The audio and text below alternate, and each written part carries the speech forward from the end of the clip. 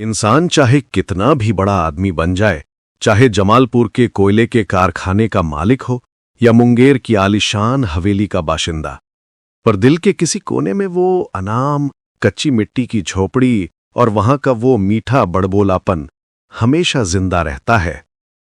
हीरेन बाबू, जो कभी सन्यासी बनने के ख्वाब देखता था, आज कोयले के कारोबार में डूबा है, पर उसे आज भी याद है वो भादों का महीना, वो नाली फांदती चुलबुली कुमुदनी और वो बासी चावल की दावत। सालों बाद जब वो अपनी बूढ़ी पिसिमा को लेने उसी पुराने गांव पहुंचा, तो उसे लगा था कि सब कुछ बदल गया है। पर जब उसने देखा कि कुम्मी आज भी बिल्कुल वैसी ही है, साड़ी का पल्लू वैसे ही संभाले हुए और आंखों में वही पुरानी मासूमियत, तो हीरेन का पूरा रईस वजूद हिल गया। बांग्ला साहित्य के कालजयी रचयिता विभूति भूषण बंदोपाध्याय की ये कहानी अरंध्यान का निमंत्रण न केवल एक प्रेम कथा है, बल्कि ये उन यादों का सफर है जिन्हें हम वक्त की गर्द में कहीं छोड़ आते हैं। सुनिए डिजिटल नॉवल वर्ल्ड की एक और आत्मीय और भावुक पेशकश। आइए सीधे रुख करते हैं उस पुरानी ज्यूली की डाल का, जहां से हीरेन का गुजरना अब बस यादों का एक सिलसिला बनकर रह गया है।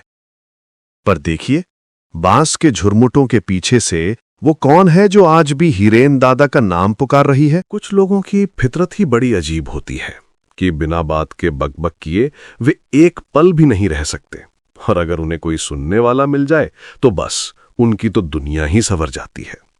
हीरेन बिल्कुल इसी तरह का इंसान था, जिसकी बातों की रफ्तार और बकवास से आसपास के सभी लोग बहुत तंग आ चुके थे।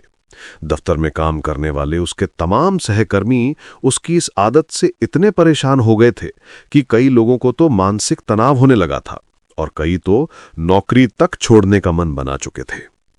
किसी भी और हुनर की तरह बोलने का हुनर भी अक्सर खानदानी होता है, और हीरेन को ये बड़बोलापन अपने पिता से विरासत में मिला था। हीरेन के पिता की बकवास तो एक गंभीर बीमारी की जैसी थी, और अपनी उम्र के आखिरी पड़ाव पर तो डॉक्टरों ने उन्हें साफ मना कर दिया था कि वे बहुत कम बोला करें। इस पर उन्होंने डॉक्टर को बड़ा ही करारा जवाब दिया था कि डॉक्टर साहब, अगर मैं किसी के साथ 2-4 शब्द भी नहीं बोल पाया तो फिर मेरा ये जीना ही किस काम का है। बात करते करते ही दिल की कमजोरी के कारण उनकी मृत्यु हो गई थी, और वे अपनी इसी आदत के चलते अपनी जान गंवा बैठे थे। ऐसे बड़बोले पिता की संतान था हमारा हीरेन। वो 22 साल का नौजवान था जो सरकारी दफ्तर में काम करता था और खाली समय में रामकृष्ण मठ भी जाया करता था। उसका विवाह करने का तो कोई इरादा ही नहीं था, और हमने तो सुना था कि वे सन्यासी बनने वाला है। अगर वो सन्यासी बन जाता तो अब तक बन भी चुका होता, पर रामकृष्ण आश्रम के लोगों ने उसे इस मामले में कुछ खास प्रोत्साहन नहीं दिया। उनकी सोच यही थी कि अगर हीरेन सन्यासी बनकर दिन रात मठ में रहने लगा तो 1 महीने के भीतर ही पूरा मठ लोगों से खाली हो जाएगा। हीरेन की एक बूढ़ी पिसिमा यानी बुआ दूर किसी गांव में रहती। वो गांव स्टेशन से 10-12 कोस की दूरी पर था, जहां पैदल चलकर ही पहुंचना पड़ता था। पिसिमा का वहां देखभाल करने वाला और कोई नहीं था, इसलिए हीरेन एक बार अपनी पिसिमा को देखने के लिए वहां चला गया। बूढ़ी पिसिमा बहुत दिनों से अपने अकेलेपन का दुख जताते हुए उसे खत लिखा करती थीं। गांव वाले वहां सालों से जानते थे कि कुम्मी यानी कुमुदनी नाम की लड़की जितनी बकबक करती है, उतनी उस्ताद शायद ही कोई और हो। कुम्मी के पिता गांव के ही पुजारी थे, और जब भी वे किसी के घर पूजा करवाने जाते थे तो उनकी लंबी चौड़ी बातों से परेशान होकर यजमान अपना घर छोड़कर भागने को मजबूर हो जाते थे। कई बार तो उनकी इन बातों के चक्कर में शादी का शुभ मुहूर्त ही निकल जाने का खतरा पैदा हो जाता था। कुमुदिनी के पिताजी की बकबक करने की प्रतिभा का सबसे बड़ा पहलू यह था कि उन्हें बोलने के लिए किसी ठोस विषय की जरूरत ही नहीं पड़ती थी। चाहे मुद्दा कितना भी छोटा या तुच्छ क्यों न हो, वे उसे आधार बनाकर शब्दों की एक बहुत बड़ी इमारत खड़ी कर देते थे।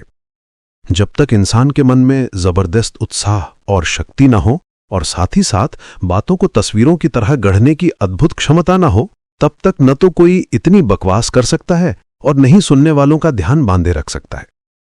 उनकी मृत्यु पर पूरे गांव ने दुख जताते हुए कहा था कि आज से ये गांव बिल्कुल सूना हो गया है। गांव के कुछ लोगों ने तो यहां तक कह दिया था कि अब आम पापड़ को धूप में सुखाते समय सावधानी रखना, क्योंकि मुखर्जी महाशय तो अब रहे नहीं।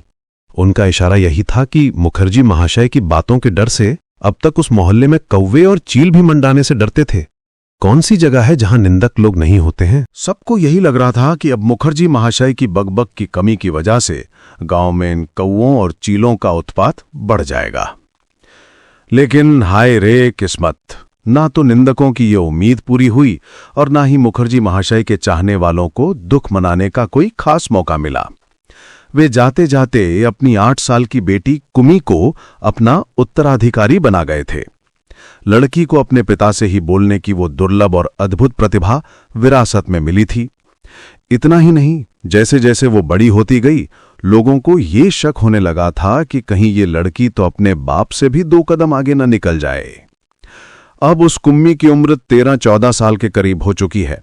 वो काफी सुंदर है, जिसका रंग उज्ज्वल सांवला है और उसके सिर पर घुंघराले बालों का एक गुच्छा रहता है। उसकी आंखें बड़ी बड़ी हैं, उसकी आवाज में एक मिठास है, उसका शरीर सुडौल है और बात बात पर वो खील खील करके हंस पड़ती है। उसके मुंह से तो दिन रात बस शब्दों की झड़ी लगी रहती है। एक बहुत ही शुभ घड़ी में उन दोनों की पहली मुलाकात हुई। हिरेन सुबह के वक्त अपनी पिसीमा के घर के बरामदे में बैठकर प्राणायाम करने की कोशिश कर रहा था कि तभी पिसीमा अपने आप में बड़बड़ाते हुए बोली कि क्या आज दूध वाला आएगा भी या नहीं? सूरज सिर पर चढ़ाया है और ये लड़का बिना कुछ खाए पिए भूखा बैठा है। मैं इसके लिए चाय बनाने जा रही थी, पर घर में दूध ही खत्म हो गया है। अगर मुझे पहले से पता होता तो मैं रात का बचा हुआ दूध ही रख लेती। क्या तुम लोग रोज रात का बचा हुआ दूध संभाल कर नहीं रखती हो क्या? इतना कहते हुए किशोरी हाथ में दूध की घंटी लेकर पिसीमा के घर के पीछे लगे अमरूद के पेड़ के नीचे आकर खड़ी हो गई। पिसीमा ने कहा कि बेटा जरा रसोई घर से दूध का बर्तन निकाल लाओ और उसमें दूध डाल दो।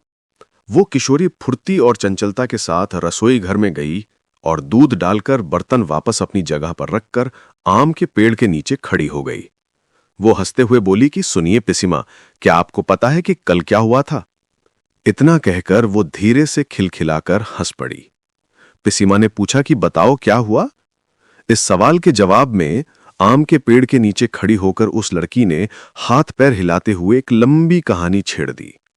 उसने बताया कि कैसे कल दोपहर के वक्त नाई के घर में एक बकरी घुस गई और नाई की पत्नी ने जो काथा बिछाकर रखी थी वो उसे चबा कर खा गई। ये तो बस कहानी का एक छोटा सा हिस्सा था, पर उसके कहने का अंदाज, उसका वो हंसी से भरा हुआ लहजा और उसके हाथ पैर हिलाने का तरीका बहुत ही निराला था। पिसीमा के चाय का पानी उबलने लगा और चाय भी तैयार हो गई। फिर उन्होंने हलवा बनाया और प्यालों में चाय डाली, पर उस लड़की की कहानी तो खत्म होने का नाम ही नहीं ले रही थी। पिसीमा ने बड़े प्यार से टोकते हुए कहा कि अरे ओ कुम्मी बेटा, अब थोड़ा रुक भी जाओ। सुबह सुबह मेरे पास करने को बहुत से काम पड़े हैं और अगर मैं तुम्हारी ये कहानियां सुनती रही तो मेरी तो पूरी दोपहर ही गुजर जाएगी। तुम एक काम करो, मेरी ये चाय और नाश्ता ले जाकर उस बरामदे में बैठे हुए दादा को दे आओ ना। कुम्मी ने बड़े ही अचरज भरे लहजे में पूछा कि कौन दादा पिसीमा? पिसीमा ने कहा कि तुम नहीं पहचानती होगी, वो मेरे बड़े जेठ के लड़के हैं जो कल रात को ही आए हैं। और भला मैं तुम्हें इतनी जल्दी चाय बनाने की ताकीद क्यों दे रही थी? तुम भी क्या अपनी बातों में इतनी खो जाती हो कि आसपास की कोई बात ही नहीं सुनती? कुमी ने बड़ी ही शर्म के साथ वो चाय और खाने की थाली उस बरामदे के कोने में रख दी और वहां से जाने ही वाली थी कि तभी हीरेन ने उसे ऐसे ही जाने देना ठीक नहीं समझा।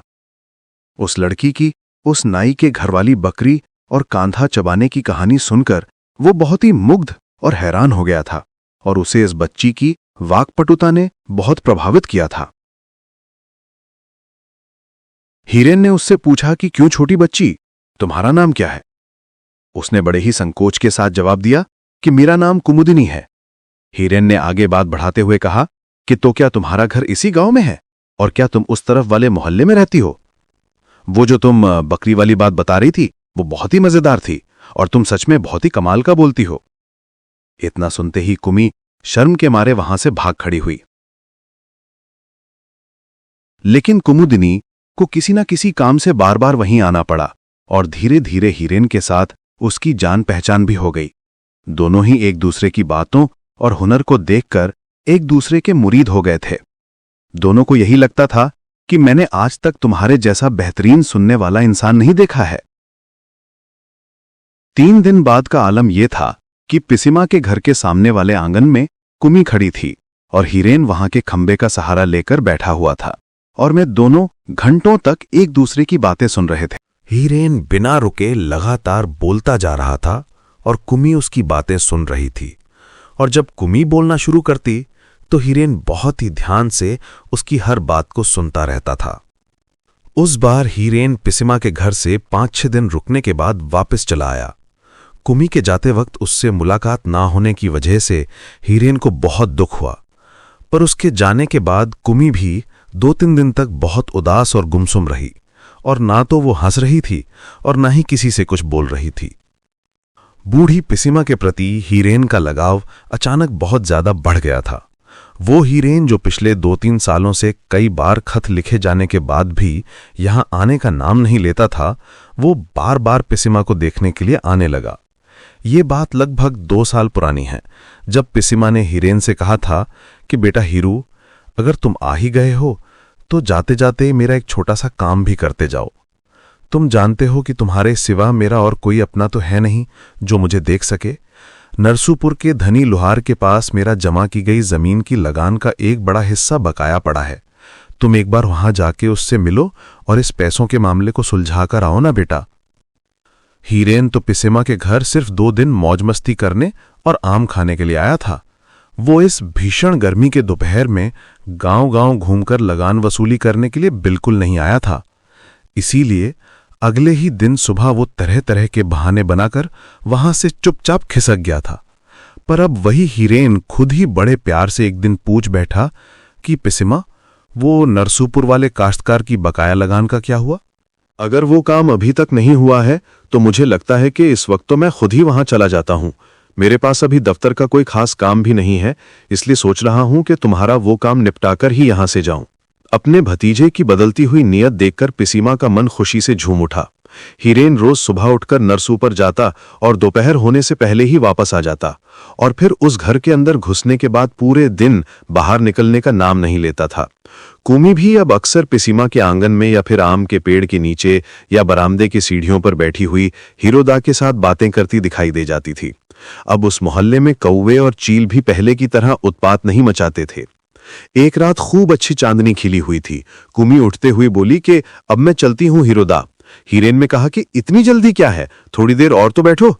तभी आंगन के एक किनारे बनी हुई नाले को देखकर कुमी अचानक बोल पड़ी कि अगर चांदनी रात में कोई नाली को छलांग लगाकर पार करे तो उसे भूत पकड़ लेते हैं। देखना दादा, मुझे भी जरूर भूत पकड़ लेगा। ही। वो उछल कूद करते हुए बार बार नाली को इधर से उधर लांग रही थी कि तभी उसकी मां ने आवाज दी कि अरे ओ मनहूस लड़की, इस भरी शाम को तुम ये क्या हरकतें कर रही हो? मैं समझ नहीं पा रही हूं कि तुम्हारे साथ क्या करूं। कितनी बड़ी हो गई हो पर तनिक भी अकल और सलीका नहीं आया। हीरेन एक बिल्कुल शरीफ इंसान की तरह अपना चेहरा बनाकर वहीं बैठकर लालटेन को पोंछकर साफ करने में लग गया। अपनी मां के पीछे पीछे कुम्मी वहां से चली गई, और यद्यपि वो जाना नहीं चाहती थी पर उसके चेहरे पर एक फीकी और शर्मिंदा भरी मुस्कान थी। हीरेन अब बहुत ही उदास होकर लालटेन के सामने एक किताब खोलकर पढ़ने की नाकाम कोशिश करने लगा। महीनों गुजरते गए और फिर एक पूरा साल भी बीत गया। साल की शुरुआत में ही हीरेन की नौकरी छूट गई क्योंकि दफ्तर के हालात बहुत खराब हो गए थे। इस 1 साल के दौरान हीरेन कम से कम 10 बार पिसीमा के घर आया गया था, और अब तक उसे समझ में आ गया था कि कुम्मी जैसी लड़की इस दुनिया में और कहीं नहीं है। विधाता ने इस पूरे कायनात में कुम्मी जैसी बस एक ही लड़की पैदा की है। उसकी तेज बुद्धि, उसका रूप, उसके बात करने की कला, उसके हाथ हिलाने का वो लयात्मक अंदाज और उसके चलने की वो चंचल चाल, सब कुछ तो बहुत ही लाजवाब था। ये बात किसने छेड़ी थी ये तो मुझे ठीक से नहीं पता, पर शायद हीरो की पिसीमा ने ही ये रिश्ता सुझाया था। लेकिन कुमुदनी के चचेरे दादा यानी बड़े पिताजी इस प्रस्ताव के लिए बिल्कुल भी तैयार नहीं थे। वे लोग कुलीन खानदान से थे, जबकि हीरेन का परिवार वंशज था। कुलीन होकर एक वंशज के हाथों में अपनी बेटी का हाथ सौंप दें, ये ख्याल उनके मन में आना भी तो बहुत गलत और पाप के समान था। हीरेन ने यह सुनकर भड़क कर अपनी पिसीमा से कहा कि किसने आपको कहा था कि किसी को बुलाकर मेरी इस तरह से बेइज्जती करवाएं? क्या मैंने कभी आपके पैर पकड़कर कुम्मी से अपनी शादी करवाने की जिद की थी? सब जानते हैं कि मेरा शादी करने का कोई इरादा नहीं है और मैं तो रामकृष्ण आश्रम में जाकर संन्यास लेने वाला हूं। मेरी सारी तैयारियां पूरी हो चुकी हैं, बस ये झंझट खत्म होते ही मैं वहां निकल जाऊंगा। ये बात कुम्मी के कानों तक भी पहुंच गई कि हीरू ने उसके बारे में ऐसी बातें कही हैं। उसने तल्ख लहजे में कहा कि मैंने कब हीरूदा से शादी करने के लिए पैर पकड़े थे, और अगर वो सन्यासी बनना चाहता है तो मेरा क्या बिगड़ जाएगा। अगले ही दिन हीरेन ने अपना सारा सामान समेटा और पिसीमा के घर से अपने घर के लिए निकल पड़ा। हीरेन के घर के हालात कुछ खास अच्छे नहीं थे। अब उसके काका और मां दोनों एक साथ उस पर दबाव बनाने लगे कि वो कहीं ना कहीं नौकरी तलाश ले। बिना नौकरी के खाली हाथ घर में बैठकर आखिर कब तक काम चलेगा। हीरेन के काका के एक दोस्त जमालपुर के रेलवे कारखाने में बड़े बाबू थे, तो काका का खत लेकर हीरेन उनके पास चला गया। वहां 2 महीने उनके घर पर रहने के बाद उसे कारखाने के दफ्तर में 30 रुपए महीने की नौकरी मिल गई, जो आज के करीब 10,000 रुपए के बराबर थी। लाल खपरेल की छत वाला एक छोटा सा सरकारी क्वार्टर हीरेन को मिला था। कमरे बहुत अच्छे थे और खिड़कियां काफी बड़ी थीं। उन खिड़कियों से मरकब पहाड़ का सुंदर नजारा दिखाई देता था, और काम के बीच जब भी उसे फुर्सत मिलती तो वो खिड़की से बाहर जरूर झांकता।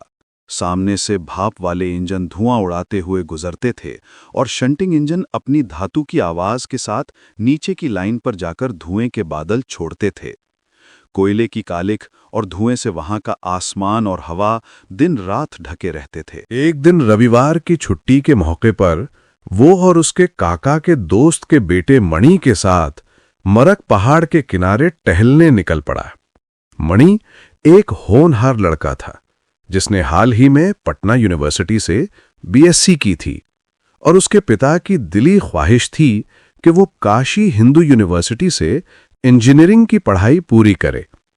लेकिन मणि को यह मंजूर नहीं था, क्योंकि वो कलकत्ते के साइंस कॉलेज में प्रोफेसर रमन के पास जाकर फिजिक्स पढ़ना चाहता था। इसी बात को लेकर उसकी अपने पिता से अनबन चल रही थी, और हीरेन को ये सारी बातें पहले से ही पता थीं। शाम का वक्त था और जमालपुर कस्बे के शोर और धुएं से बचने के लिए वे दोनों दक्षिण दिशा में पहाड़ के ऊपर तक काफी दूर निकल आए थे। पहाड़ की ऊंची चोटी पर नीले फूलों और जंगली तुलसी की झाड़ियों का घना जंगल फैला हुआ था। पूरब की तरफ पहाड़ की ढलान पर गहरा साया उतर रहा था, और वहां एक बेल में पीले कमेलिया जैसे फूल खिले हुए थे। पहाड़ के नीचे कुछ गरीब औरतें घास काट रही थीं, और पूरब की ओर दूर तक फैले हुए मैदानों में मक्के के खेत और कच्ची बस्तियां नजर आ रही थीं। दक्षिण और पश्चिम की तरफ दूर दूर तक फैली हुई पहाड़ों की लंबी श्रृंखला और साल के जंगल थे, और ऊपर एक खुला हुआ नीला आसमान फैला था। मणि ने एक महुआ के पेड़ के नीचे बैठकर घर से लाया हुआ नाश्ता जैसे सैंडविच, उबले हुए अंडे और ब्रेड सजाई, और बाजार से खरीदी हुई गर्मा गर्म जलेबियां एक अखबार के पन्ने पर रख दी। उसने थर्मस खोलकर चाय निकाली और स्टील के प्याले में डालकर बोला कि आइए हीरूदा, चाय पी लीजिए। उसने देखा कि हीरेन गुमसुम होकर महुआ के पेड़ के तने से टिककर सामने की ओर खामोशी से देख रहा था। उसने फिर पुकारा, क्या रे भाई, क्या हो गया है तुम्हें हीरूदा? जल्दी आओ और कुछ खा लो। हीरेन बहुत ही बेदिली और उदासी के साथ नाश्ता करने लगा। पहाड़ पर बिताई गई पूरी दोपहर के दौरान वो कहीं खोया खोया सा था और न जाने क्या क्या सोच रहा था। मणि को लगा कि हीरेन दादा के इस अजीब रवैये की वजह से पूरी सैर का मजा ही किरकिरा हो गया। पहाड़ से नीचे उतरते वक्त हीरेन ने अचानक कहा कि मणि भाई, तुम्हें एक लड़की से शादी कर लेनी चाहिए। मणि जोर जोर से हंसते हुए बोला कि क्या हो गया है आपको हीरेन दादा, आज आपका दिमाग तो ठीक है ना? हीरेन ने कहा कि कुछ नहीं हुआ है, बस मेरी बात मान लो मणि, एक गरीब घर की लड़की से शादी करके अपना फर्ज पूरा कर लो। तुम्हारे जैसे काबिल लड़के के लिए ये बहुत अच्छा रहेगा। मणि ने पूछा कि क्या वो आपकी कोई अपनी है? क्या वो आपकी सगी बहन है? हीरे ने जवाब दिया कि सगी बहन नहीं है, पर वो बिल्कुल मेरी बहन जैसी ही है। वो बहुत ही सुंदर है और काफी समझदार भी है। मणि ने बहुत ही लाचारी के साथ कहा कि मेरे चाहने से कुछ नहीं होगा। आपको ये बात मेरे पिता या मेरी माँ से कहनी पड़ेगी। मैंने पहले ही पढ़ाई लिखाई को लेकर पिताजी को नाराज कर रखा है, और अगर शादी की बात कहकर उन्हें और ज्यादा छेड़ा तो मुझे अपना घर छोड़कर बाहर निकलना पड़ जाएगा। आपको तो पता ही है कि मेरे पिताजी का मिजाज कितना गर्म है। रात को अपने छोटे से घर में हीरेन फिर से उसी बारे में सोचने लगा। आज पहाड़ पर चढ़ते ही उसके मन में विचारों का एक बवंडर सा उठ गया था।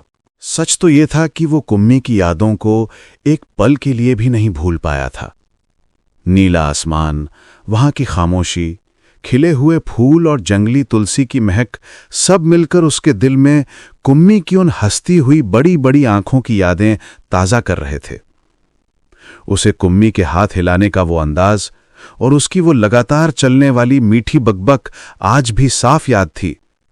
सब जानते थे कि वो रामकृष्ण आश्रम में जाकर सन्यासी बन जाएगा, और पेसीमा ने शायद झूठ ही कुम्मी के पिता के पास जाकर शादी की बात छेड़ी थी। लेकिन उसे कुम्मी की जिंदगी में खुशियां भरकर जाना ही था, और ये उसने अपना एक अहम फर्ज मान लिया था। पूरी हिम्मत जुटाकर उसने मणि के पिताजी के सामने वो प्रस्ताव रख ही दिया। मणि के माता पिता हीरेन को बहुत मानते थे और उसे बहुत स्नेह करते थे। उन्होंने कहा कि अगर लड़की वाकई में अच्छी है तो हमें उससे शादी करने में कोई ऐतराज नहीं है। वे नौकरी के सिलसिले में पश्चिम में रहते थे, और इस हाल में अपनी जाति या समाज की अच्छी लड़की ढूंढना काफी मुश्किल काम था। जब उन्हें एक अच्छे स्वभाव की लड़की मिल ही रही थी और मणि की शादी तो आखिर उन्हें करनी ही थी, तो फिर लड़की को देखने जाने में भला क्या बुराई है। कुमुदिनी के चाचा और बड़े पिता को पहले ही खत लिख दिया गया था, पर उन्होंने इस पूरी बात को एक मजाक समझकर हवा में उड़ा दिया था। उन्हें इस बात का यकीन ही नहीं था कि इतने बड़े रईस खानदान का लड़का उनके जैसी साधारण लड़की से शादी करेगा, और इसे वे अपनी एक बहुत बड़ी गलतफहमी मानते थे।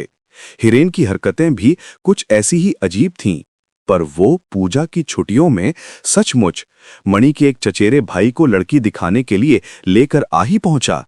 कुमी सामने आई और उसने झुककर हीरेन के पैरों की धूल ली और उसे बहुत सम्मान से नमस्कार किया।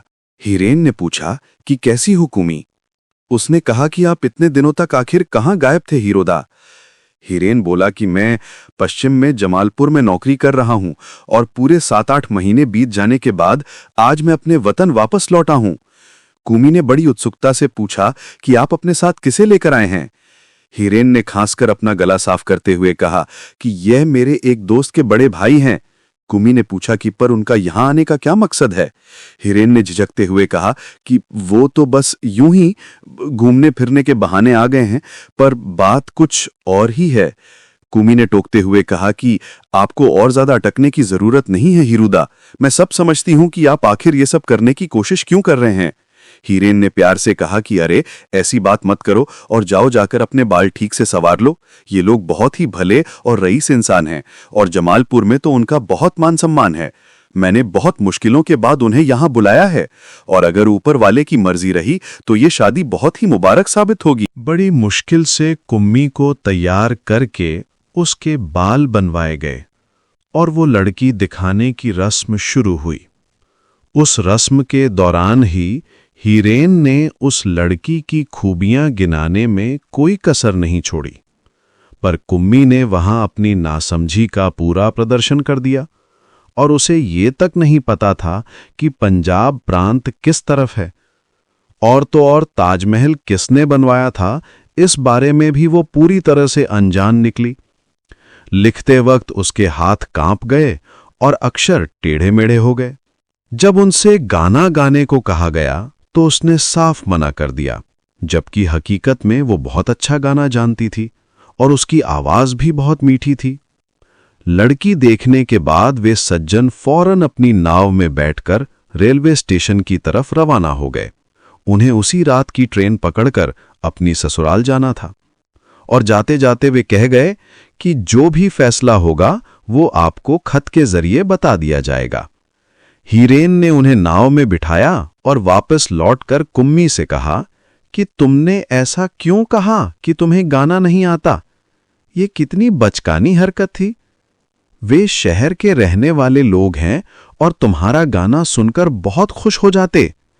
तुम तो घर के कोने में बैठकर बहुत सुर में गाती हो, फिर आज तुम्हें क्या हो गया था? कुम्मी ने गुस्से में आकर जवाब दिया कि मैं घर के कोने में ही गाऊंगी, न कि किसी के सामने स्टेज पर जाकर नाचती फिरूंगी। मैं भला हर किसी के सामने गाना गाने के लिए तैयार नहीं हूं। हीरेन भी आपे से बाहर होकर बोला कि ठीक है, तो फिर उम्र भर ऐसे ही अविवाहित पड़ी रहो, मुझे इससे कोई फर्क नहीं पड़ता। कुम्मी के घरवाले और पड़ोस के सभी लोग इस बात के लिए उसे बहुत खरी खोटी सुनाने लगे। उनका कहना था कि चाहे तुम गाना गाओ या ना गाओ, पर यह कहने में तुम्हारा क्या बिगड़ जाता कि मुझे गाना आता है। ये बात बिल्कुल भी अच्छी नहीं लगी और लोग उसे बुरा भला कहने लगे। जाहिर है कि उस आदमी की तरफ से कोई खत नहीं आया और हीरेन ने पूजा की छुट्टियां खत्म होने के बाद जमालपुर पहुंचकर सुना कि उन्होंने लड़की को बिल्कुल भी पसंद नहीं किया था। 5-6 महीने बीत गए और ये महीने कितने अजीब थे। जब भी हीरेन काम के बीच खिड़की से बाहर देखता तो उसका मन कहीं खो जाता, क्योंकि उसे कितनी ही बार वहां कुम्मी खड़ी दिखाई दी। वो अपने हाथ पैर हिलाकर और खिलखिलाकर हंसते हुए कहानियां सुना रही थी और नीम के फूलों से भरी हुई चैत की आलसी दोपहर की यादें इन व्यस्त दिनों को और भी हसीन बना रही थीं। इस बीच उसकी जान पहचान एक नौजवान डॉक्टर से हो गई जो नया नया MB पास करके जमालपुर में अपना दवाखाना चलाने आया था। वो दिखने में बहुत सुंदर था और उसका परिवार भी काफी रईस था और उसके चाचा वहीं पर एक बड़े अधिकारी थे। बातचीत के दौरान हीरेन को पता चला कि उस लड़की की अभी शादी नहीं हुई है और वो और कुम्मी एक ही बिरादरी के थे।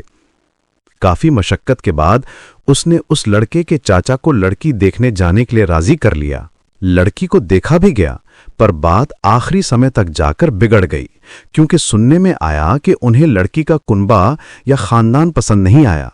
एक तो वो बहुत दूर का पिछड़ा हुआ गांव था और दूसरे उनकी धारणा ये थी कि गांव का जमींदार या कोई पैसे वाला परिवार होना चाहिए, क्योंकि इतनी गरीब लड़की उनके घर की शान के मुताबिक नहीं थी।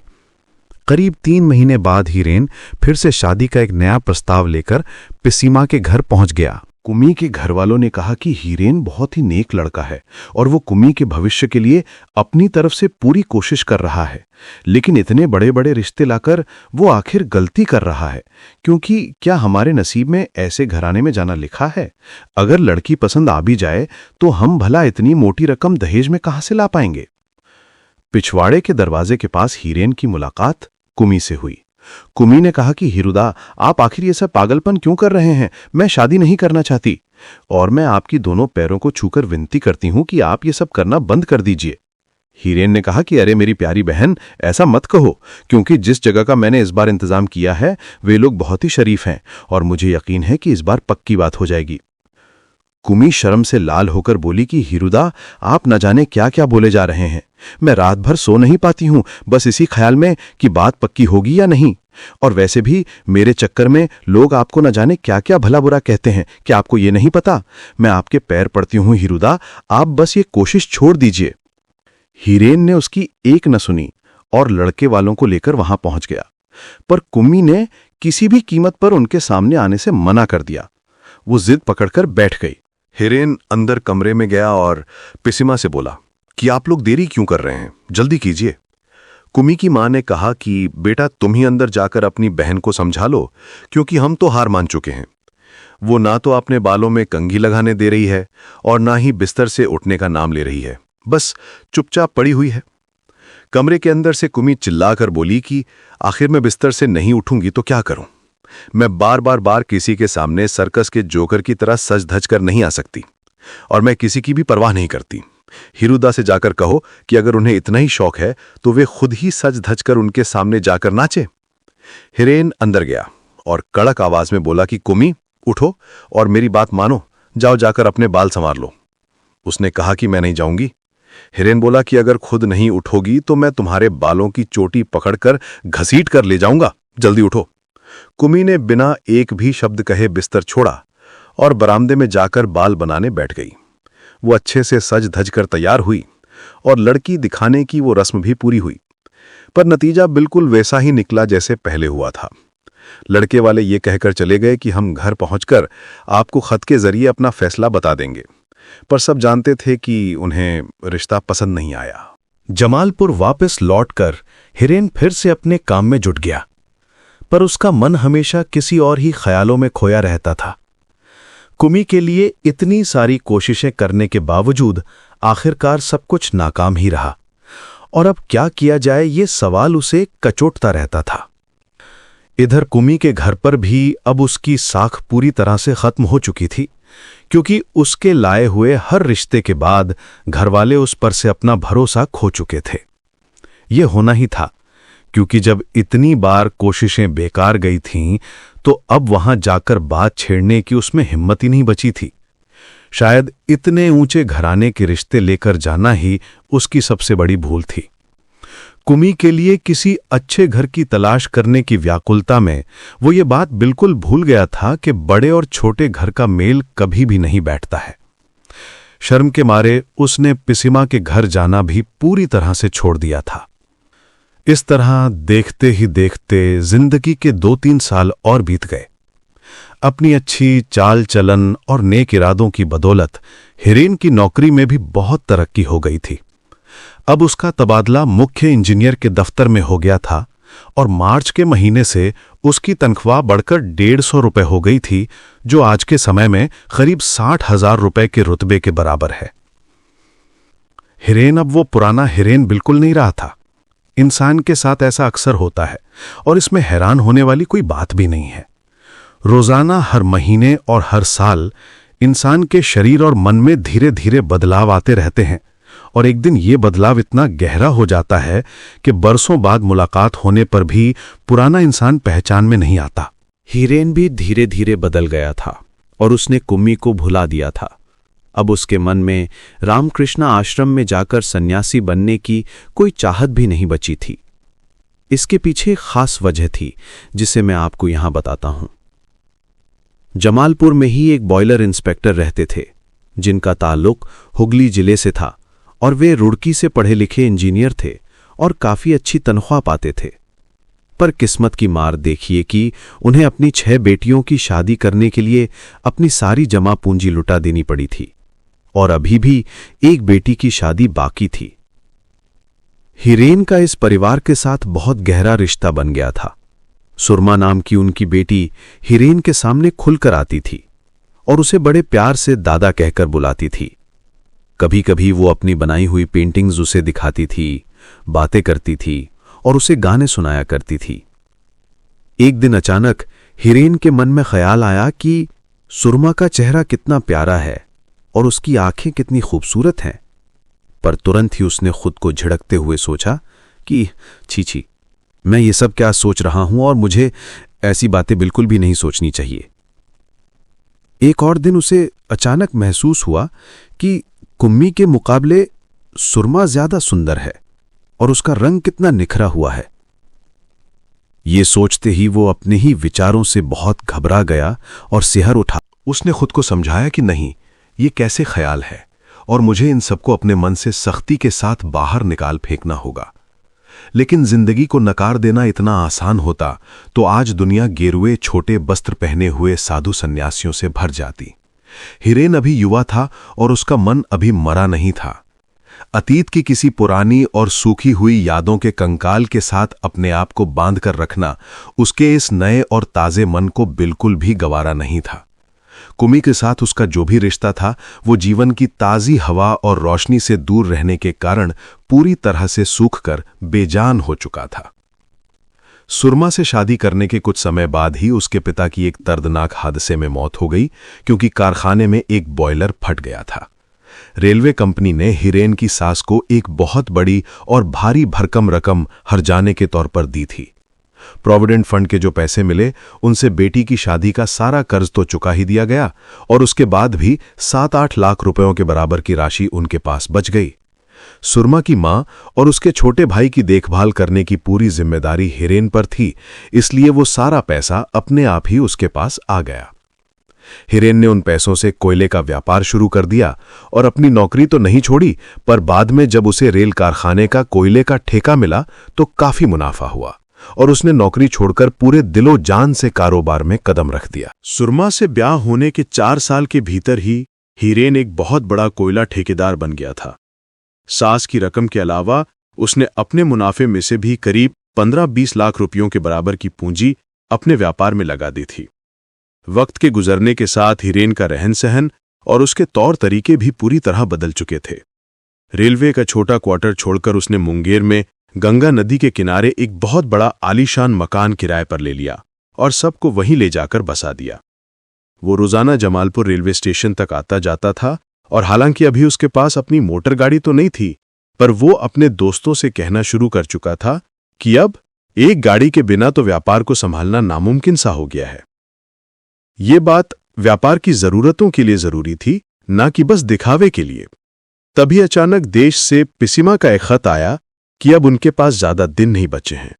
उन्होंने काफी समय से हीरेन को नहीं देखा था और उनकी बड़ी इच्छा थी कि वे मुंगेर में हीरेन के पास जाकर रहें और गंगा में डुबकी लगाकर अपना समय बिताएं।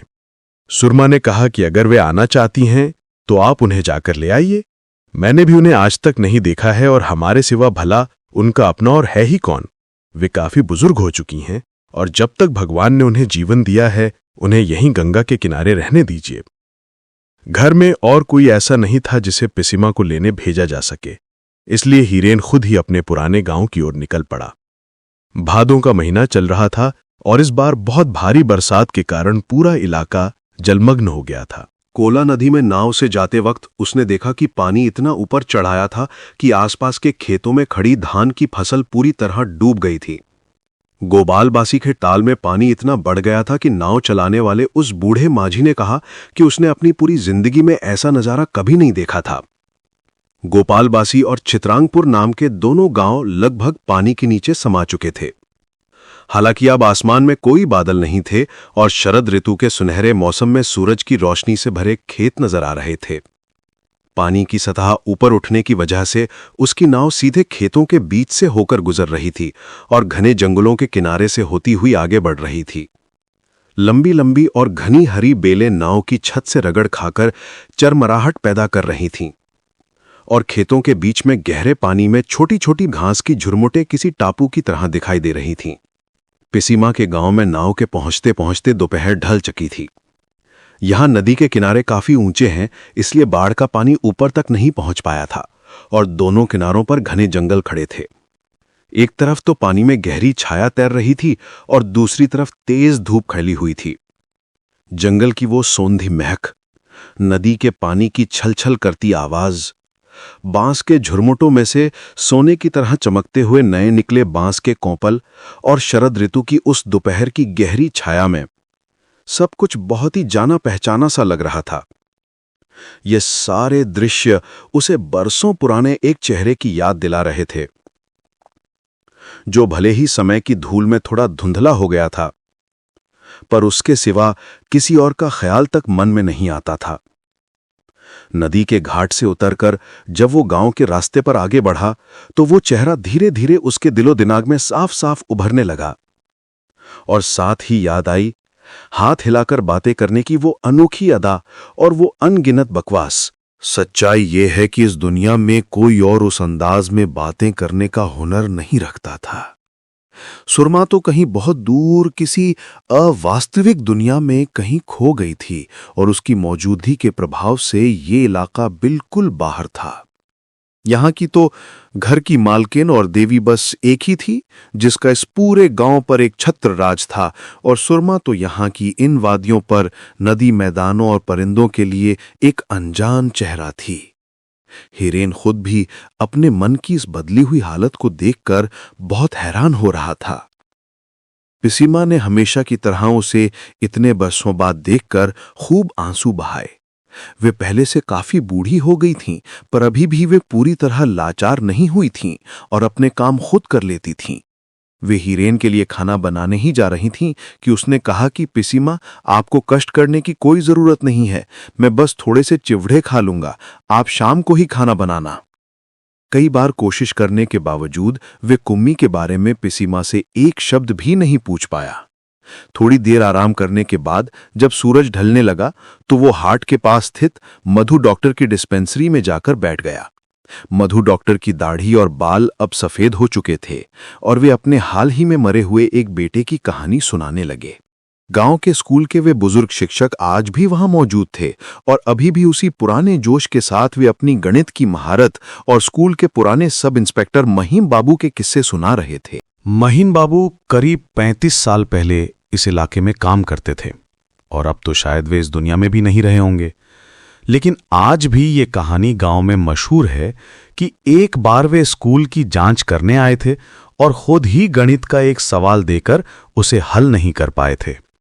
उस शिक्षक के मुंह से हीरेन ने यह किस्सा जाने कितनी ही बार सुना था। शाम घिरने से पहले ही हीरेन वहां से उठ खड़ा हुआ। मधु डॉक्टर ने कहा कि बैठो हीरू, जरा शाम की बत्ती जला लेने दो और फिर हम दोनों कुछ देर ताश के खेल का लुत्फ उठाएंगे। तुम तो अब बड़े आदमी हो गए हो और लगता है पुरानी सारी यादें और पुराने दोस्तों को बिल्कुल ही भूल गए हो। हीरेन ने रास्ते की थकान का बहाना बनाया और वहां से निकल पड़ा। उसकी तबीयत ठीक नहीं लग रही थी और पुरानी यादों के इस घेरे में आकर उसने शायद खुद को परेशानी में ही डाला था। उसने सोचा था कि वो मधु डॉक्टर से पूछ लेगा कि क्या कुम्मी अभी भी यहीं रहती है।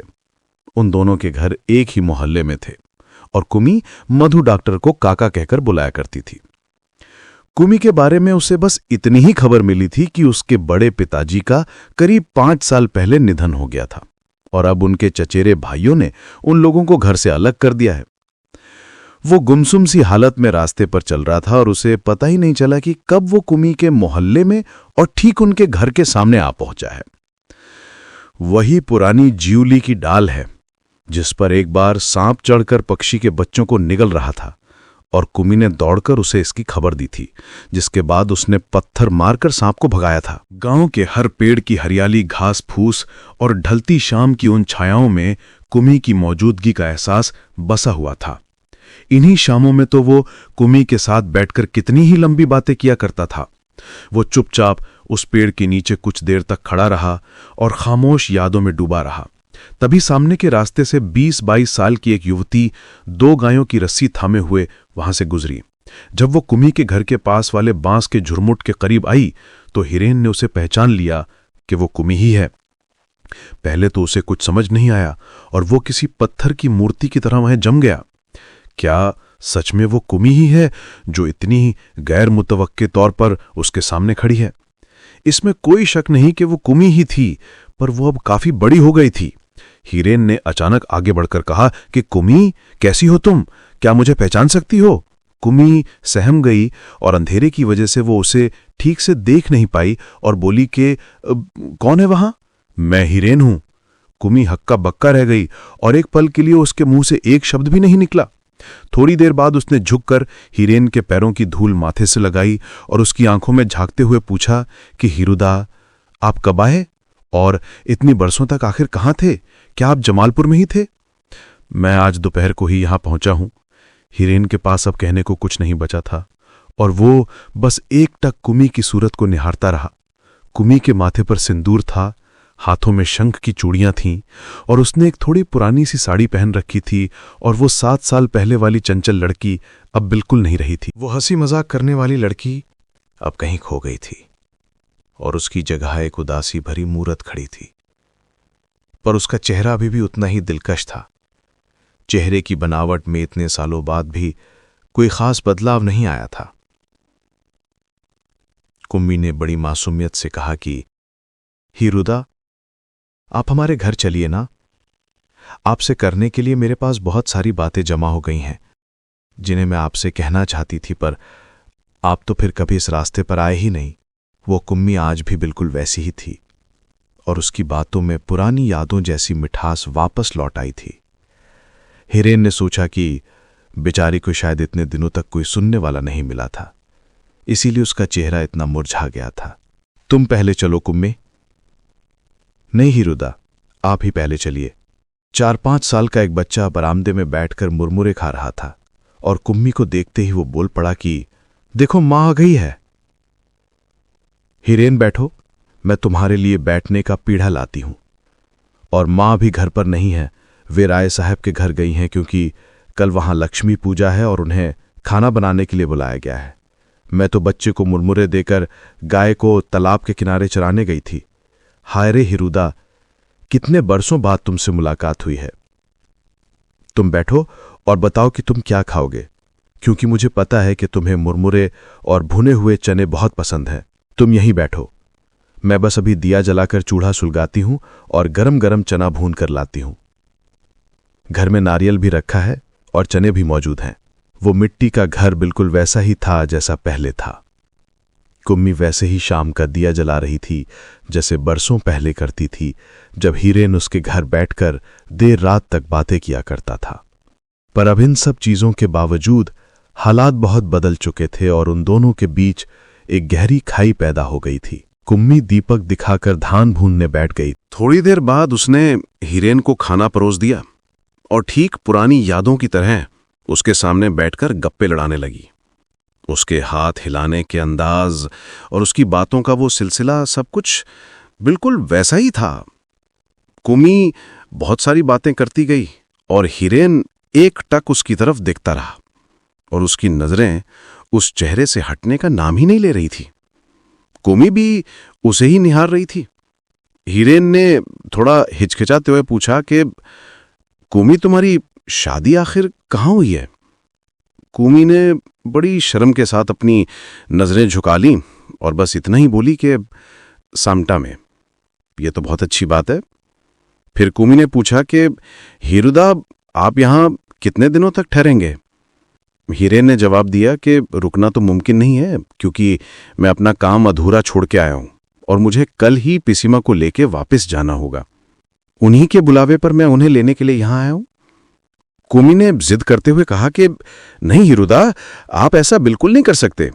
कल भादों के महीने की लक्ष्मी पूजा है और आप इतनी जल्दी कैसे जा सकते हैं? आप तो बरसों बाद आए हैं, इसलिए कम से कम 2 दिन तो ठहरिए। वैसे आपने भी तो शादी कर लिया है, फिर आप अपनी पत्नी को साथ क्यों नहीं लाए? मैं उनसे मिलना चाहती थी।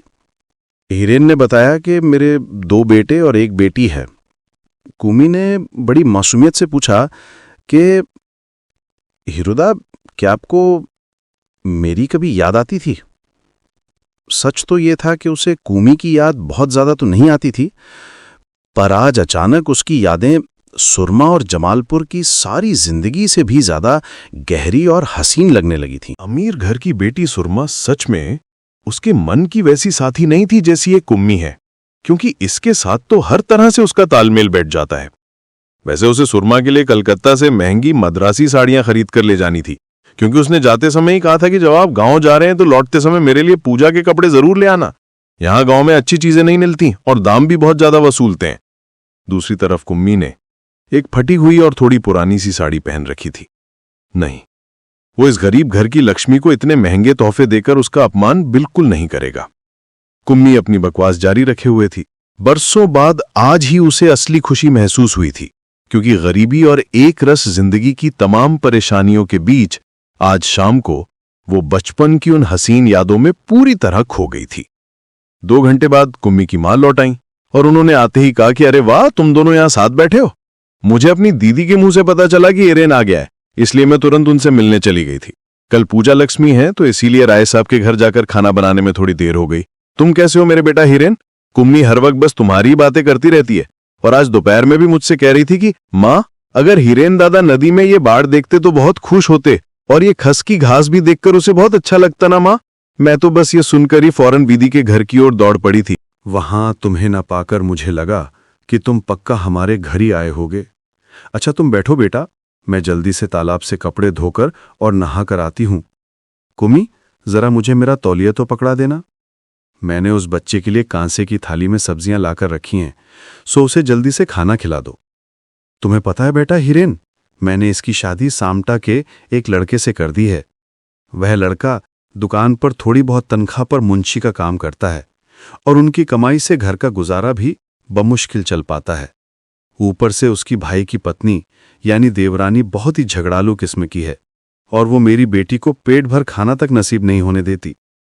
आज इसे यहां आए हुए 5 महीने हो गए हैं, पर उसका पति इसे ले जाने का नाम तक नहीं लेता और कहता है कि जब बड़ी भाभी की इजाजत होगी तभी वो अपनी पत्नी को घर वापस ले जा पाएगा। और इधर मेरी हालत तुम देख ही रहे हो। बेटी के बदन पर ढंग के कपड़े नहीं हैं और दामाद जब भी आता है तो मैं कपड़े की बात करती हूं तो वो अनसुना कर देता है। मैं समझ नहीं पा रही कि मेरा गुजारा कैसे होगा, और ये सब तो बस किस्मत का खेल है। कुमी ने बड़ी सख्ती से टोकते हुए कहा कि अरे माँ, आप जाइए और जाकर नहा आइए, ये सब फालतू की बातें करना बंद कीजिए। किस्मत तो वाकई खराब है, और देखिए कि वो आज कहाँ पहुंच गया है और मैं यहाँ किन हालातों में घिसट रही हूं। मेरे पास पहनने को ढंग के कपड़े नहीं हैं, पेट भर खाना नसीब नहीं है और जिंदगी में कोई खुशी या चाहत नहीं बची है, और ये सब तो किस्मत ही है ना। आधी रात के करीब हिरेन उठकर चलने लगा। कुमी दीपक लेकर उसे दरवाजे तक छोड़ने आई। उसने कहा कि हमारे पास लालटेन तो है नहीं, तो मैं एक लकड़ी जला देती हूं, उसे ही लेकर जाइए हिरेन दादा, क्योंकि बांस के झुरमुट वाले रास्ते में बहुत अंधेरा होगा।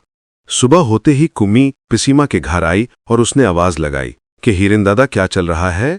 हिरेन ने कहा कि कुमी, मैं बस अभी अभी दाढ़ी बनाकर निपटा हूं और अब नहाने के लिए जा रहा हूं। कुमी कमरे के अंदर आकर बोली कि इतनी सुबह नहाने की आखिर क्या जल्दी है। मैं आपको बता देती हूं कि आज आप कहीं नहीं जा रहे हैं हिरेन दादा। आज भादों की लक्ष्मी पूजा का दिन है और मैं आपको हमारे घर दावत पर निमंत्रण देने आई हूं। मेरी माँ ने ही मुझे कहकर भेजा है कि जाओ और उसे घर ले आओ। हिरेन अब और कोई तर्क नहीं कर सका, क्योंकि वो जानता था कि कुम्मी के सामने बहस करने का कोई फायदा नहीं है। कुछ देर बाद कुम्मी बोली कि हिरेन दादा, मुझे बहुत काम है तो मैं चलती हूं और आप नहा धोकर जल्दी से आ जाइएगा। हिरेन सुबह 10 बजे तक उनके घर पहुंच गया। आज वहां चूल्हा जलाने का कोई तामझाम नहीं था। कुम्मी ने कहा कि आज तो आपको बासी चावल ही खाने पड़ेंगे, क्या आपको पता है इसके साथ कच्चा छोटे ऊ की सब्जी है और एक और चीज है, क्या आप उसका नाम बता सकते हैं? नहीं, आप कभी अंदाजा नहीं लगा पाएंगे। कुम्मी की मां ने बताया कि कल रात तुम्हारे जाने के बाद ये लड़की इतनी रात गए तुम्हारे लिए नारियल और कद्दू की सब्जी पकाने बैठ गई थी।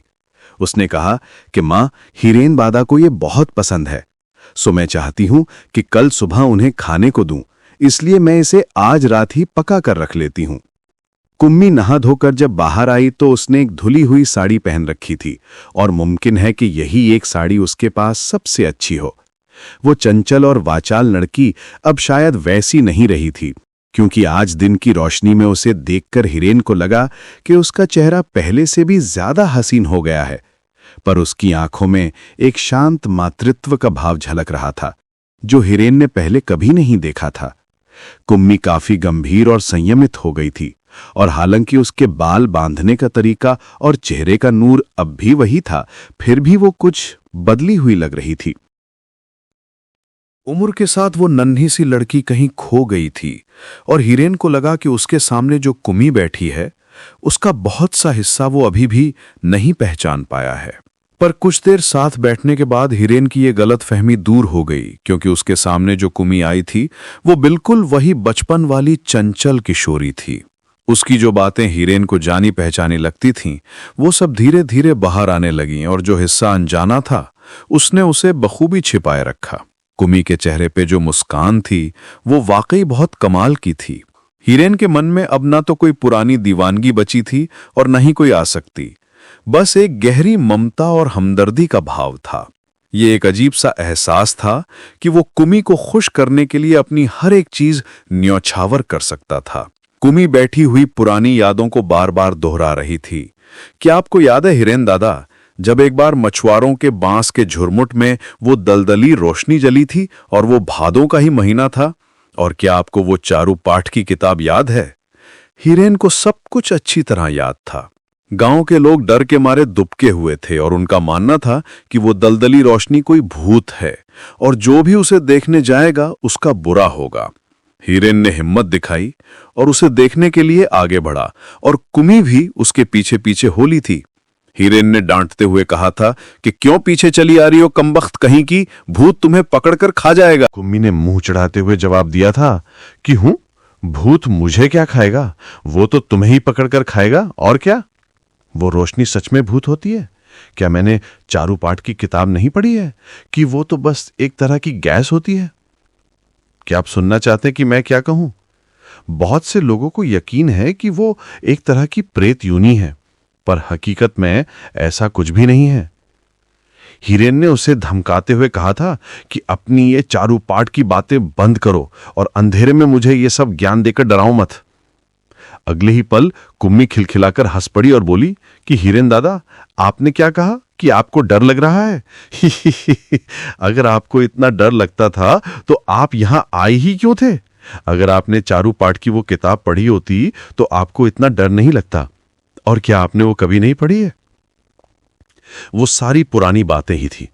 वो दलदली रोशनी वाकई बहुत रहस्यमयी थी। कुम्मी में आए हुए उस बदलाव का पता तब चला जब उसने गांव की एक गरीब विधवा लड़की का जिक्र छेड़ा।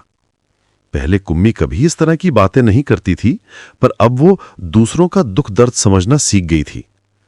मुखर्जी परिवार की उस बेचारी विधवा पोती की हालत के बारे में उसने बहुत ही हमदर्दी के साथ बताया कि वो कितनी मुश्किलों में अपनी जिंदगी बिता रही है और तालाब के घाट पर अकेले में बैठकर वो अपने मरे हुए पति की कितनी यादें सुनाया करती है। सच में उसके अंदर ममता की एक मूरत जाग उठी थी जिसने उसे काफी बदल दिया था। अचानक कुम्मी बोली कि देखो हिरेन दादा, मैं बस बातों में ही खो गई थी और मुझे तो ये ध्यान ही नहीं रहा कि आपको खाना परोसना है। इसके बाद वो जल्दी से उठी और हिरेन के लिए आसन बिछाकर खाना परोसने लगी। हंसमुख चेहरे के साथ उसने कहा कि आज तो आपको जमालपुर के बाबू को बासी चावल ही खाने पड़ेंगे। क्या आपको ये सब खाने में अच्छा लगेगा? मैं आपके लिए ढेर सारा नींबू काट के रख दूंगी और साथ में घिसा हुआ नारियल और कद्दू की सब्जी भी है। ये सब चीजें हिरेन ने सच में बहुत लंबे अरसे से नहीं खाई थीं। उसे जो जो चीजें पसंद थीं, कुम्मी ने उनमें से एक भी चीज नहीं छोड़ी थी। हिरेन बहुत हैरान था कि इतने सालों के बाद भी कुम्मी ने उसकी छोटी छोटी पसंद का ख्याल रखा हुआ था। खाने बैठते ही हिरेन ने पूछा कि कुम्मी, क्या तुम्हें बचपन का समय ज्यादा अच्छा लगता था या ये जवानी का वक्त? कुम्मी ने बड़ी संजीदगी से कहा कि हिरेन दादा, इस सवाल का कोई सीधा जवाब नहीं है। बचपन में आप सब साथ थे और वो भी एक अलग ही दौर था, पर अब का जीवन भी कुछ बुरा नहीं है, क्योंकि जिंदगी में हर तरह के तजुर्बे से गुजरना अच्छा होता है। क्या आपको ऐसा नहीं लगता? हिरेन ने फिर पूछा कि कुम्मी, मुझे बस एक बात का सच सच जवाब दो कि क्या तुम्हारे घर की आर्थिक स्थिति बहुत खराब है? कुम्मी ने पूछा कि भला आपसे ये किसने कह दिया? क्या कल रात मां ने आपसे इस बारे में कुछ कहा था? आप तो जानते ही हैं कि मां का स्वभाव कैसा है और वे फालतू की बातें करने में उस्ताद हैं। बूढ़ी होने के साथ उनकी जबान और भी ज्यादा ढीली हो गई है। हिरेन ने कहा कि क्या तुम मुझसे कोई भी बात सच नहीं बताओगे? कुम्मी ने उसे टोकते हुए कहा कि आप भी न जाने क्या क्या पागलपन शुरू कर देते हैं। जल्दी से खाना खा लीजिए वरना सब कुछ ठंडा हो जाएगा और आप बस ये फालतू की बातें करने में अपना वक्त बर्बाद कर रहे हैं। हिरेन ने थोड़ा गुस्सा जताते हुए कहा कि कुम्मी, मुझे कम मत समझो। और क्या मैं तुम्हें बिल्कुल नहीं जानता हूं? वो जो कोला के घाट पर तुम्हारे पैर में खजूर का कांटा चुभ गया था, तो तुमने एक बार भी उफ तक नहीं की थी ताकि किसी को पता ना चले और तुम अपना दुख छिपाती रहीं। कुम्मी ने खिंचकर कहा कि आप फिर वही बातें छेड़ रहे हैं। हिरेन चुप हो गया क्योंकि उसे एहसास हुआ कि उसने जोश में आकर कुछ ज्यादा ही बोल दिया था। वो कुम्मी की छुपी हुई बातों को बाहर निकालकर उसके स्वाभिमान को क्यों चोट पहुंचाना चाहता था, और यह हरकत बिल्कुल गलत थी। कुम्मी ने फिर पूछा कि हिरेन दादा, आप दोबारा यहां कब आएंगे? हिरेन ने बड़े भावुक होकर कहा कि अगर तुम सच जानना चाहते हो तो मैं यहां से बिल्कुल भी जाना नहीं चाहता। कुम्मी ने हंसते हुए कहा कि आप फिर से फिजूल की बातें करने लगे हैं। आपकी दुनिया तो बस आपके सामने है और नजर से दूर होते ही आप सब कुछ भूल जाते हैं और फिर वही घुमा फिराकर फिजूल की बातें। हिरेन ने कहा कि तुम्हें क्या लगता है कि मैं अपनी मर्जी से यह सब बोल रहा हूं? क्या तुम्हें लगता है कि अगर मैं चाहूं तो यहां रुक नहीं सकता? कुम्मी ने ताना मारते हुए कहा कि अच्छा, तो फिर रुककर तो दिखाइए। क्या आप अपना काम धाम छोड़ सकते हैं? क्या भाभी जी वहां से आकर आपके बाल नहीं पकड़ेंगी और आपको घसीट कर वापस नहीं ले जाएंगी? हिरेन ने कहा कि उसे छोड़ो, पर तुम्हें मेरे एक सवाल का जवाब तो देना ही होगा कि क्या अगर मैं यहां रुक जाऊं तो तुम खुश होगी? कुमी ने हाथ जोड़कर कहा कि हे भगवान, आप जल्दी से मुंह बंद करके खाना खा लीजिए ना। आप आखिर क्यों इतनी बेकार की बातें किए जा रहे हैं?